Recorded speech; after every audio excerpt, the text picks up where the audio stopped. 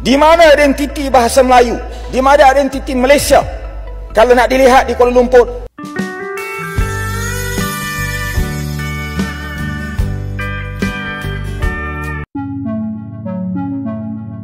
DPR Malaysia ngamuk gara-gara bahasa Melayu.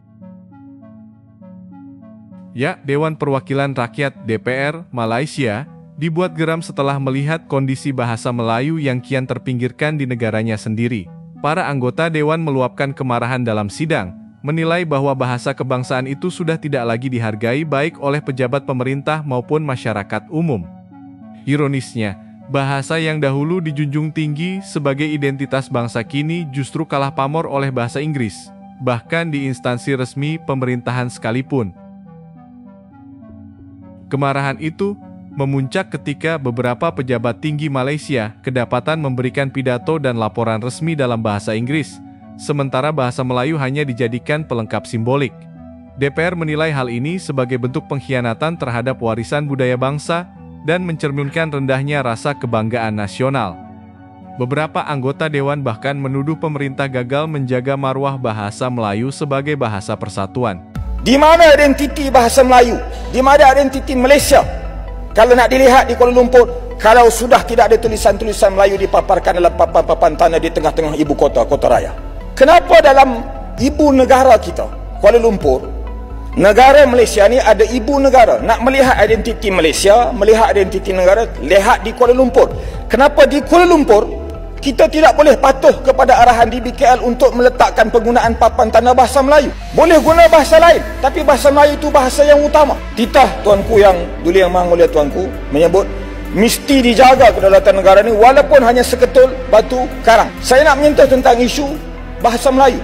Ini juga simbol kedaulatan negara yang disebut oleh Marang dalam ucapan tadi. Kita dapati juga ada mesyuarat agensi-agensi kerajaan dan GLC, syarikat-syarikat korporat berkaitan kerajaan. Dalam mesyuarat itu tidak menggunakan bahasa Melayu. Walau semua yang hadir mesyuarat itu orang Melayu. Menteri-menteri, timbalan menteri juga ada yang tidak begitu fasih seorang dua bahasa Melayu.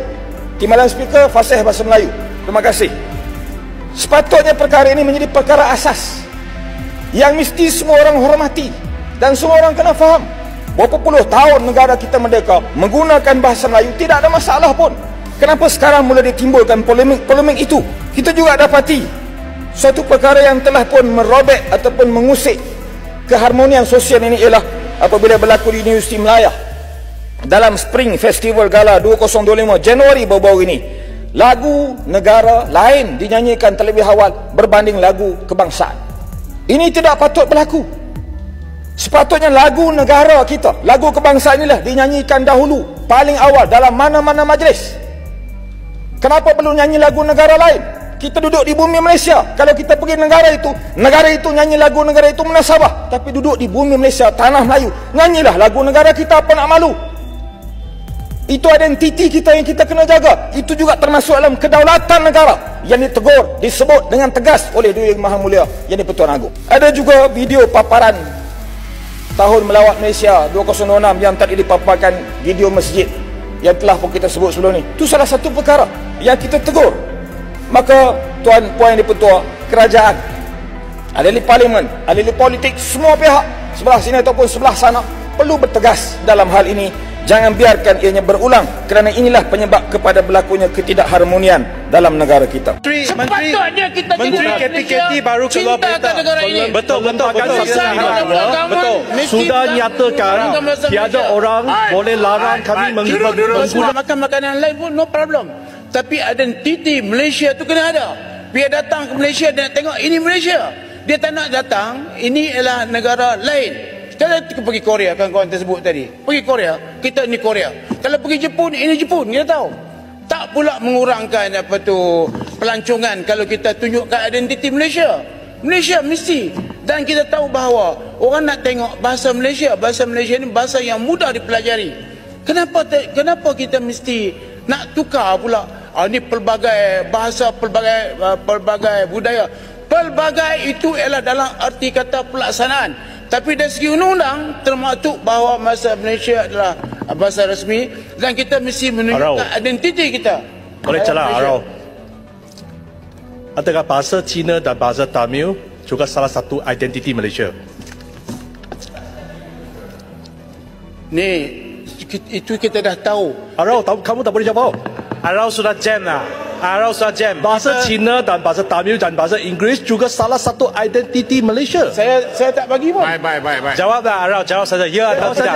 sajalah. Soalan senang. Ini identiti Malaysia, tetapi kena ingat, kita kena patuh kepada undang-undang perlembagaan. Betul, jadi pelbagai bahasa rasmi. dibenarkan dari bahasa Melayu Ini sampai dia. bahasa Cina. Hari ini nampak Betul, Arau, orang yang menentang bahasa Malaysia di Saya tak menentang. Saya menghormati Sepatutnya kita bahasa jadi rakyat Malaysia. Malaysia. Sepatutnya kita jadi Menteri rakyat KPKT Malaysia. baru keluar Cintakan berita. negara ini. Betul. Sudah nyatakan tiada orang boleh larang kami menggunakan bahasa. Arau, Kampa dan juga Raup duduk. Saya duduk. Masa dah habis, semua ramai. Saya nak last. Duduk. Perlembagaan bagi semua orang guna bahasa Melayu dan juga lain-lain bahasa. Duduk. Pengacau, dia mengacau. Duduk. Landing. Arau, habiskan tak akhir sekali. Okay. Saya ucap terima kasih kepada Tan Sri Pengerusi dan juga Menteri, dan saya menyeru supaya rakyat Malaysia, marilah kita bersatu padu dengan pendekatan bahasa, seni, mematuhi undang-undang. Okey. Ni tak ada apa ni, dah jadi bergaduh kita sekarang. Okey. Kalau cuba nak mempertahankan sesuatu identiti. Terima kasih Tan Sri. Baik, sekarang saya jemput Menteri buat pemulungan. Tak hanya di kalangan pejabat, masyarakat pun dinilai ikut berperan dalam merosotnya penghargaan terhadap bahasa Melayu. Banyak warga muda Malaysia yang lebih memilih berkomunikasi dalam campuran bahasa Inggris dan slang internet ketimbang bahasa Melayu baku. Di media sosial, tren Melenglish atau campuran Melayu-Inggris justru semakin populer, membuat DPR semakin gusar karena khawatir generasi muda akan kehilangan jati diri linguistiknya. Bahkan bahasa Indonesia sekarang ini pun sangat mempengaruhi masyarakat Malaysia. Jadi kamu kena pandai membezakan antara bahasa Malaysia dan bahasa apa? Indonesia yang selalu kamu nampak di mana? Di mana kamu selalu nampak tuh? Di TikTok. Jadi macam mana cara membezakan adalah yang pertama kalau kamu rasa kamu tidak pasti itu bahasa Melayu kah, bahasa Malaysia kah atau bahasa Indonesia, kamu tanya kepada siapa? Cikgu. Kalau bukan dengan cikgu boleh tanya kawan-kawan, ibu bapak ataupun adik-beradik kamu, kakak abang. Kemudian yang kedua, kamu kena selalu membaca buku cerita dalam bahasa Malaysia supaya kamu dapat membezakan mana satu bahasa Malaysia dan mana satu bahasa apa? Indonesia. Kurang-kurangkan melihat video yang dalam bahasa Indonesia. Kan ada bahasa lain, bahasa Inggris. Adakah bahasa Malaysia tuh di dalam TikTok? Adakah? Tengoklah bahasa Malaysia banyak. Tapi kalau kamu sudah pandai bahasa Malaysia macam cikgu, tidak sudah halangan untuk kamu tengok banyak-banyak bahasa Indonesia pun tidak apa. Supaya kamu punya karangan itu tidak bercampur. Kemudian, kamu selalulah bercakap di dalam bahasa Malaysia. Kamu kena pandai membezakan mana bahasa Malaysia, mana bahasa Indonesia, mana bahasa ibunda kamu sendiri di sini. Paham? Bolehkah? Boleh. Kemarahan itu memuncak ketika beberapa pejabat tinggi Malaysia kedapatan memberikan pidato dan laporan resmi dalam bahasa Inggris, sementara bahasa Melayu hanya dijadikan pelengkap simbolik. DPR menilai hal ini sebagai bentuk pengkhianatan terhadap warisan budaya bangsa dan mencerminkan rendahnya rasa kebanggaan nasional. Beberapa anggota dewan bahkan menuduh pemerintah gagal menjaga marwah bahasa Melayu sebagai bahasa persatuan. Itulah gambaran bagaimana DPR Malaysia kini tengah kebakaran jenggot gara-gara bahasa Melayu yang makin tak dihargai di negerinya sendiri. Sementara itu, Indonesia justru semakin bangga menjaga bahasa persatuannya yang berakar dari bahasa Melayu, yaitu bahasa Indonesia. Gimana menurut kalian? Tulis pendapat kalian di kolom komentar. Jangan lupa like, share, dan subscribe biar nggak ketinggalan kabar menarik lainnya.